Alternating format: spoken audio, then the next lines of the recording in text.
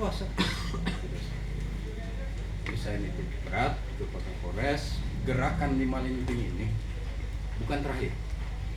Saya pastikan ini langkah awal. Ketika memang pihak aparat ini, terutama Pak Kapolres, setelah kita tukar pikiran seperti ini, tidak menjalankan apa yang menjadi keresahan masyarakat yang diwakili oleh kami. Saya pastikan bisa jadi sekaligus 10 kecamatan ini bergerak. Karena di forum silaturahmi ini ada 1.300 dari 18.000 santri. Cukup untuk meratakan Kabupaten Lebak. Jadi walaupun kemarin yang gerak anak-anak yang dibimbing oleh Kasepuhan di Badri, kami para kesepuhan, para tokoh terus memantau. Bahkan saya sambil panggil bahwa ini kita harus menggerakkan gerak. Kalau mengandalkan viral, takutnya muak tidak. Karena oknum ini sudah sangat meresahkan sekali. Pulau Manuk kita habisi, ternyata ngamen di sini. Yang jauh saya bongkar, yang dekat malah gede. Sudah tahu.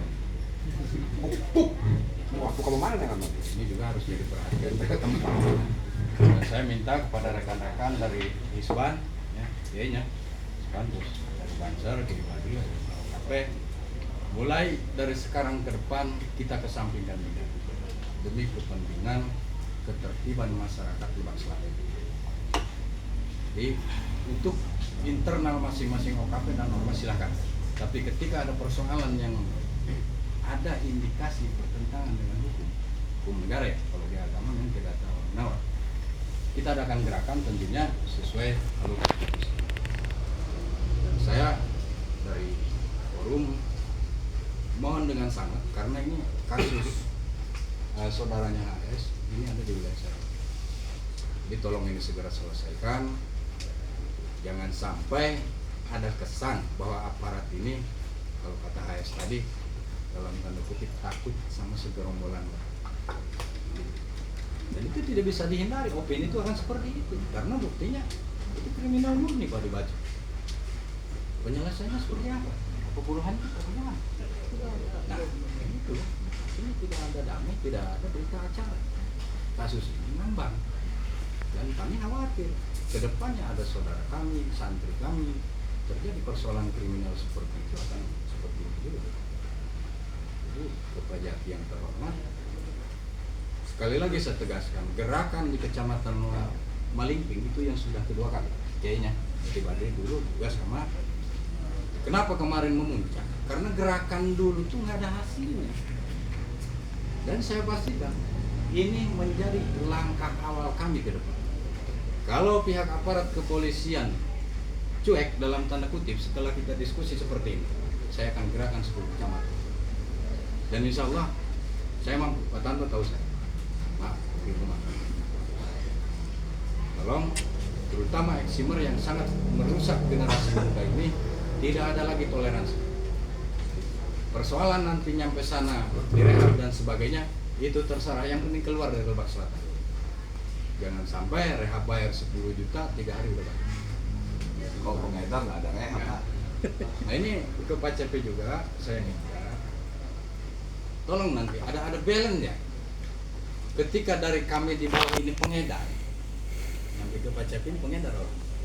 Tiba-tiba ada laporan dari anak buah Pak CP yang nangkap. Oh ini pemati. Jadi Pak CP ini harus balance.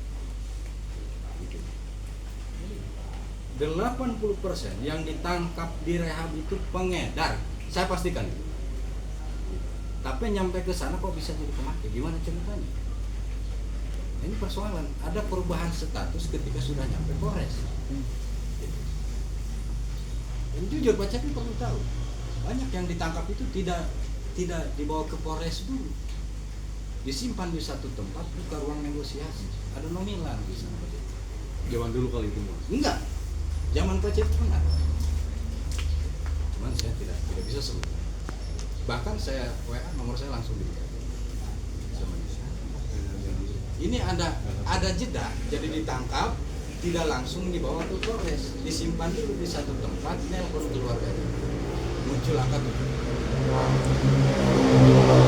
Ini dugaan. Terus saya kalau pindah, memang nggak ada.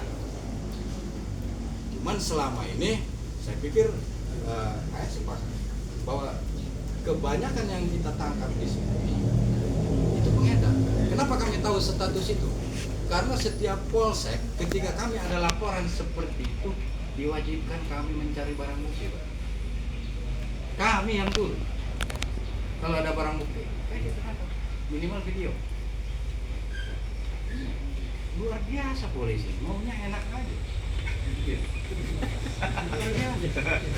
Makanya saya pastikan kenapa yang ditangkap itu pengedar, karena kami yang belanja, kami yang nyari barang bukti, dia ini pengedar tiba-tiba nyampe ke ruang kasat, entah apa alasannya, itu jadi pemakai. Nah ini persoalan nih, soal Kasat mana? Yang mana nih? Iya, Enggak. gini Pak. Masuk aja, saya buktikan Pak, aja. Kalau Bapak misalnya ngomong nih ke saya nih, gitu kan, ini masih ngembang-ngembang kayak gini, kan saya nggak bisa bertindak nih Pak. enggak gini Gitu loh. saya potong. Maksudnya gini, ya Pak Kasat kan di balik meja, tentunya tidak tahu. Enggak Pak, ini turun Pak. Enggak. Ya, beberapa kali penangkapan, ini biasanya unit 3 ini. Ya, saya kasih barang bukti, dia pengedar. Saya tahu ini pengedar. Tiba-tiba mungkin laporan anak buah bapak bahwa ini pemakai.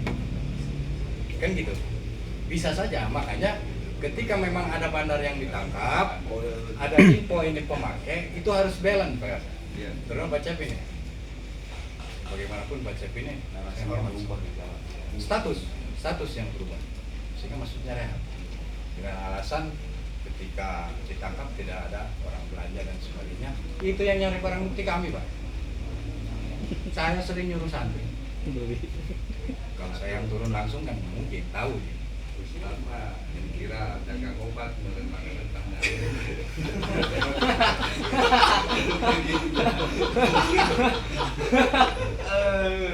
Jadi kenapa saya pastikan 100% itu pengedar? Kami yang belanja. Terus santri yang belanjanya ikut nggak dengan teman-teman? Itu tidak dipinta, bagaimana? Tidak ada atensi. Nah ini evaluasi saja. Karena pembeli itu kan jadi saksi nanti jangan saksi bahwa dia memang ada pengedaran itu kan, pengedaran itu kan harus ada pembeli. Iya, kami kalau tidak diminta mana mau. Ya harus sodorkan dong, telepon saya. Nah, Maksudnya gini, ini minta maaf saya Ini potong. informasi nih, informasi kita. Nah, jadi ini yang untuk evaluasi ke depan. Iya. Sudahlah yang belakang. Iya. Oke. Ini evaluasi ke depan. Saya tidak bermaksud menyudutkan Pak Cepi karena Pak Cepi ini baru umur jagung di sini ya. Gitu.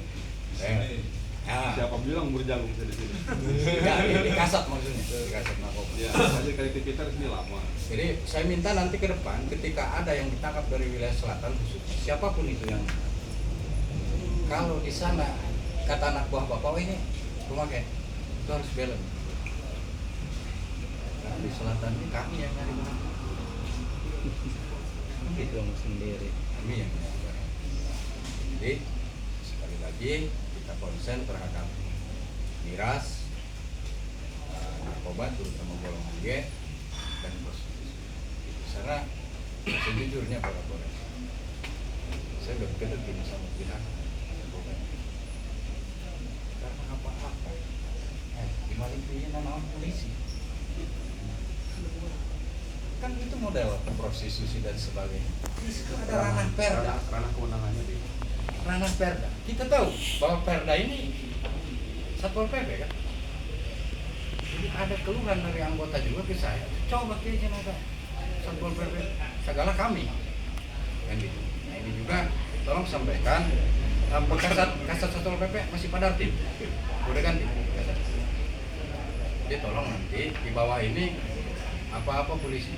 Saya juga kasihan. Memang tugasnya abang ini juga mengedukasi teman-teman biar tahu itu kewenangannya siapa. Itu kewenangannya perda seperti penertiban dan namanya lah sop-sop. Jadi mohon closing statement dari saya, mudah-mudahan dengan peristiwa kemarin kedepannya kita komunikasi lebih baik lagi dengan pihak aparat dan rekan-rekan juga. Tolong, ini bukan aksi terakhir kita.